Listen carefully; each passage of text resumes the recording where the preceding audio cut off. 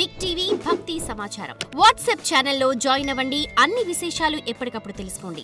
Big TV ప్రేక్షకులకు నమస్కారం. ధర్మ సందేహాలు కార్యక్రమానికి సాదర స్వాగతం. ధర్మో రక్షతి రక్షితః.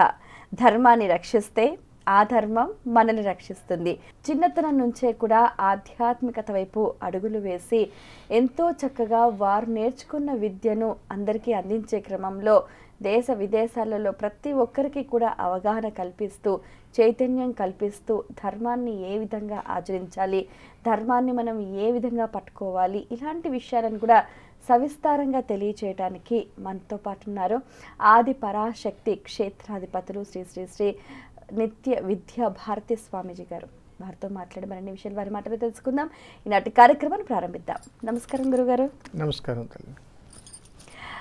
గురుగారు, చాలామందికి కూడా కాలసర్పదోషం ఉంది జాతకంలో అని అంటూ ఉంటారు. అసలు ఈ కాలసర్పదోషం అంటే ఏమిటి, ఎందుకు వస్తుంది, ఎలా వస్తుంది? తప్పనిసరిగా తల్లి, ముందుగా జన్మనిచ్చిన తల్లిదండ్రులకు శిరస్సు వంచి పాదాభివందనాలు తెలియజేస్తున్నాను. కాలసర్పదోషం, ఎలాంటి కాలసర్పదోషం తల్లి? మీరు అడిగినట్టుగా కాలసర్పదోషం అంటే ఒక కాలసర్పదోషం ఉండదు తల్లి. 12 రకాల కాలసర్పదోషాలు ఉంటాయి.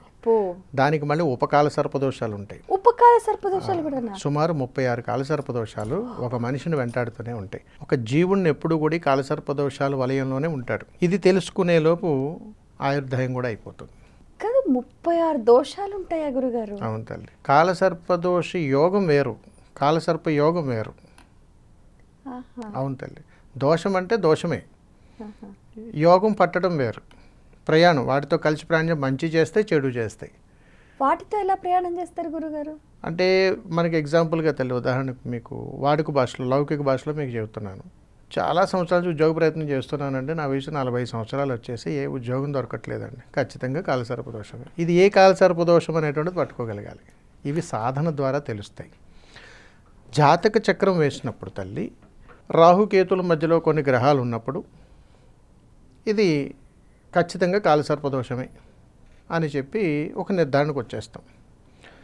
రాహు నుంచి కేతు వరకు చేసేటువంటి ప్రయాణంలో ఉన్నటువంటి ఈ 6 గ్రహాలు ఏమైతే ఉన్నాయో ఈ చేసే ప్రయాణంలో ఒక కాలసర్పదోషం అయితే, కేతువు నుంచి రాహు వరకు చేసే ప్రయాణంలో ఉన్నటువంటి గ్రహాలలో ఒక ప్రయాణం జరుగుతుంది.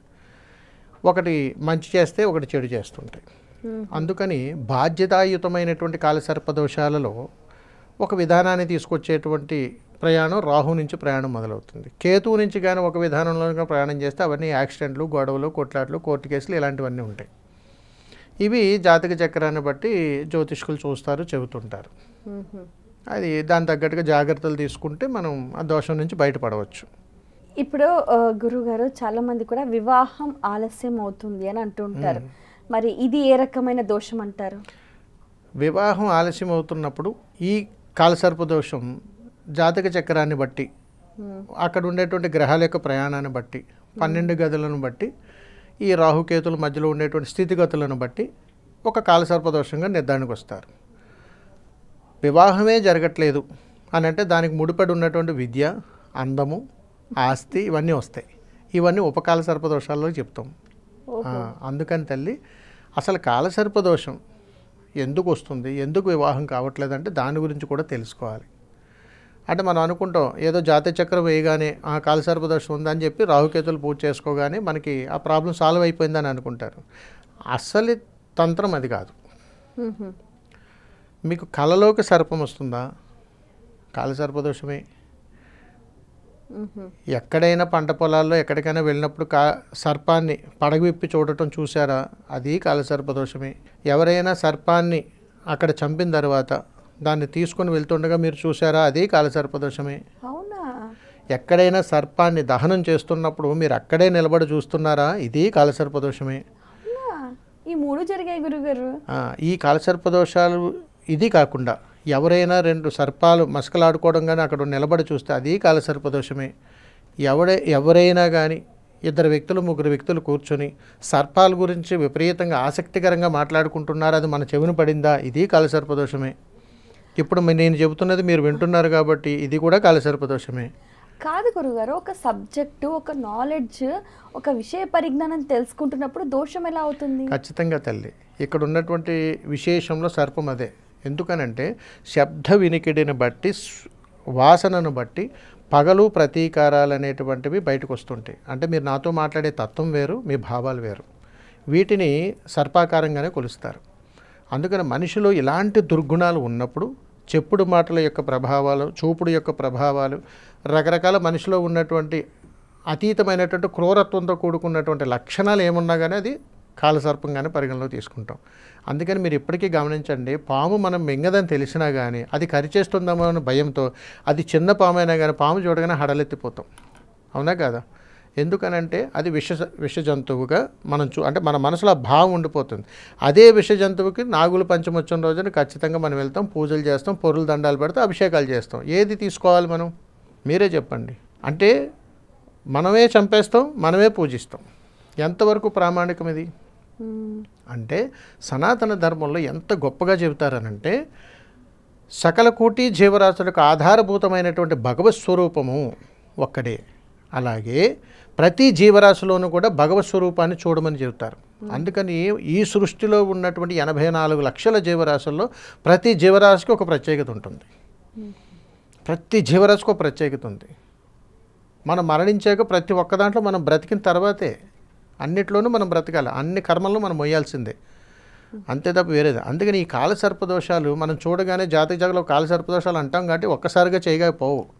ఎందుకనంటే మనం చేసినటువంటి కొన్ని కర్మలను ప్రక్షాళన చేసుకోవాలి. ఆ విధంగా అది తెలుసుకునేటువంటి సమయం వచ్చినప్పుడే అది కాలసర్పదోషంగా పరిగణలోకి వస్తుంది తప్ప ఎప్పుడో తెలుసుకున్నాను, చిన్నప్పుడు చెప్పారు కాలసర్పదోషం, ఇప్పుడు మళ్ళీ ఎందుకు మాట్లాడగలుగుతున్నాం అంటే అది మళ్ళీ పగబడుతుంది మన వెనకాల. అందుకని ఈ విషయాలన్నీ కూడా చాలా కూలంకుషంగా, చాలా సున్నితమైనటువంటి విషయం ఇది. అందుకని కాలసర్పదోషం ఉన్నది అని అంటే ఒకటి మాత్రం కాదు. ఇప్పుడు పాముకు చెవులే ఉండవంటారు కదా గురువుగారు, మరి మనం మాట్లాడుకుంటున్నప్పుడు అంటే తల్లి 84 లక్షల జీవరాశులు అని అంటే భగవంతుడు ఎందుకు చెప్పాడనంటే అలాంటి లక్షణాలు కలిగి ఉన్నటువంటి వాడు మాట్లాడగలిగేటువంటి జీవి ఏదన్నా ఉన్నదంటే అది మానవుడే. మీరే గమనించండి, గోడ పక్క నుండి ఎవరైనా వింటున్నారనుకో, పాము చెవులరా వాడివి అన్నీ వినపడితే వాడికి అని అంటాం. వాటికి చెవులు ఉండవు కానీ వాటిని పోలుస్తుంటాం. అవునా కదా? ఇది విచిత్రం కదా. అలాగే ఏంటంటే తల్లి, ఒక దానికి ఆదర్శం. ఒక జీవి ఇంకొక జీవి మీద ఆధారపడి బ్రతకాలి. అందుకని కాలసర్పదోషం అంటే అంత ఆషామాషి కాదు, కానీ చాలా సున్నితమైనటువంటి విషయం. అది తెలుసుకోగలిగి ప్రక్షాళన చేసుకోగలిగితే కాలసర్ప యోగమే పడుతుంది. ఇప్పుడు కాలసర్ప దోషం ఎందుకు వస్తుందంటారు? ఎందుకు వస్తుంది అని అంటే ఇప్పుడు నేను మీకు చెప్పానో, ఏ విధంగానైతే కలలో సర్పం కనిపించినా, సర్పం యొక్క విధానాల్లో మనకు వెళ్ళినా, ఎక్కడైనా సర్పాన్ని అది పడగవిప్పి చూసినా, అది వెళ్ళిపోతుంది చూసినా, మనకు కాళ్ళ నడికను వెళ్తున్నట్టు చూసినా, ఇవన్నీ కూడా కాలసర్ప దోషాల్లోకి పరిగణించబడతాయి. మనం అడుగుతుంటాం ఎవరినైనా, ఏమండి మీకు ఎప్పుడైనా కళ్ళలో సర్పం చాలాసార్లు కనిపించిందండి, ఈ మధ్యలో చాలా పడగవిప్పినట్టు కనపడిన కాలసర్ప దోషానికి ప్రారంభంలో ఉన్నారు వీరు.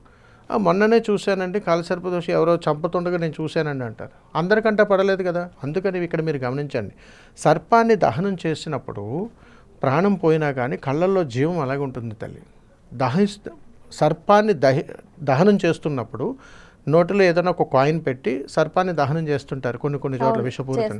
అవి అక్కడ చూసినప్పుడు ఈ కంటి సుతారులో ఎంతమంది అయితే నిలబడి ఉన్నారో, ఈ కంటి సుతారులు ఎంతమంది అయితే నిలబడి ఉన్నారో, ఈ కనురెప్పిలా వాల్చి తను ఖననం అయ్యేటప్పటికి, ఈ కనురెప్ప వాల్చేటప్పటికి ఏ జీవుడైతే తన కంటి ముందు ఉన్నాడో, అది మానవుడే కాదు, అది ఎవరైనా కానీ 84 లక్షల జీవరాశులు ఏదైతే తన కంటి ముందు ఉందో వాళ్ళందరూ ఆ కర్మను అనుభవించాలని ఉంటుంది. ఇది భయంకరమైనటువంటి కాలసర్పదోషంగా పరిగణిస్తారు. అందుకని జీవితకాలంలో ఎప్పుడైనా సరే సర్పాన్ని దహనం చేయకూడదు. అలా కానీ చేస్తున్నారంటే వారి కుటుంబాలు ఎన్ని సంవత్సరాల కర్మను వేయాల్సిందే. మరి దానికి పరిహారం లేదంటారా? అన్నిటికీ ప్రక్షాళన ఉంది, ప్రతి దానికి ప్రక్షాళన ఉంది. మనం చూస్తున్నటువంటి ఇప్పుడున్న సాంప్రదాయాల్లో నాగశైలం విగ్రహ ప్రతిష్ఠ చేయడం, సుబ్రహ్మణ్యేశ్వర స్వామి వారిని దర్శించడం, వారి సంబంధించినటువంటి పూజాది క్రతువుల్లో పాల్గొనడం, రాహుకేతులు పూజలు చేయించుకోవడం, శ్రీకాళహస్తిలో ఒక రాత్రి నిద్ర చేసి అక్కడ పూజలు చేసుకోవడం, ఇలా విశేషమైనటువంటి పుణ్యక్షేత్రాలు తిరగడం, సందర్శించుకోవడం, ఇవన్నీ అక్కడతో అయిపోతుందంటే మనం బుద్ధి మారదుగా. పూజ చేయగానే రాహుకేతులు దోషం పోయిందంటే బుద్ధి మారాలిగా. అందుకని అంటే ఎలా మారాలంటారు? మారదు తల్లి. చూసింది కళ్ళతో చూసారు అనుకోకుండా దీనికి చూడడానికి బుద్ధికి ఏంటి సంబంధం? ఖచ్చితంగా ఉంది తల్లి. ఎందుకంటే కాలసర్పదోషాలు 12 రకాలు ఉంటాయి. ప్రథమంగా ఒక్కొక్క కాలసర్పదోషానికి ఒక మనిషి యొక్క దుర్గుణాలను బయటపెడుతుంది. ఆ కాలసర్పదోషం ఉన్న వ్యక్తి అలాగే ప్రవర్తిస్తాడు. అది ఒకటి పట్టుకోగలిగితే ఆ ప్రక్షాళన జరిగిందంటే వారు బాగుంటారు. అందుకని ప్రతి వ్యక్తిని 12 కాలసర్పదోషాలలో ఏదో ఒక కాలసర్పదోషం పట్టి పీడిస్తూనే ఉంటుంది. నాగప్రతిష్ఠ చేస్తే కాలసర్పదోషం పోయిందనంటే మన బుద్ధికి మారకపోతే అది మళ్ళా తిరిగి కాటేస్తుంది. అయితే ఇప్పుడు ఇన్ని 100 కోట్ల జనాభా ఉంది అంటే మరి ఇన్ని 100 కోట్ల నాగప్రతిష్ఠలు చేయాలంటారా? అలా అని కాదు తల్లి, అందరికీ ఉండాలని లేదు. నాగశిలలు ప్రతిష్ఠ చేస్తే నాగదోషం పోతుందని అనుకుంటే భూమండలం ఖాళీ ఉండదు. అదే అందుకని మనిషిని మనిషిగా గుర్తించినప్పుడు ఒక జీవాన్ని జీవంగా చూస్తూ దానికి కావలసినటువంటి సత్కార్యాలు కర్ముడు అంటే మనలో ఉన్నటువంటి జీవుడు ఏదైతే ఉన్నాడో ఆ జీవుడు చెబుతుంటాడు మనకి. ఈ దేహంలో ఉన్నటువంటి జీవుడు అంటే ఆత్మ, దానికి సంబంధించినటువంటి ప్రయాణంలో తెలుస్తాయి ఇవన్నీ కూడా. ఇదిగో అంటే మనం మాట్లాడప్పుడు మీరు దేవాలయానికి వెళ్తారు తల్లి, ఒక పుట్ట దగ్గరకు నాగమ్మ దేవాలయానికి ఎక్కడికైనా వెళ్ళారు, చూడగానే నమస్కారం చేయాలని అనిపిస్తుంది. అక్కడ ఎవరికి నమస్కారం చేస్తారు? పుట్టకి చేస్తారా? అక్కడ ఉన్న సర్పానికి చేస్తారా? అయ్యవారికి చేస్తారా? గుళ్ళో ఉన్న సుబ్రహ్మణ్య స్వామి వారికి చేస్తారా? దేనికి చేస్తారు? మీ మనసుకు అనిపిస్తుంది అంటే జీవుడు చెబుతుంటాడు నమస్కరించు అని. దేహం చేస్తుంటుంది, మీ కంటికి కనపడాల, మీరు చూడాల. అదే సమయంలో అక్కడి నుంచి ఒక సర్పం బయటకు రాగానే అందరూ గల్లంతా పారిపోతారు. ఇక్కడ బుద్ధి ఏమైందని అంటున్నాను. అందుకని జ్ఞానం అనేటువంటిది ప్రతి వ్యక్తికి అవసరం.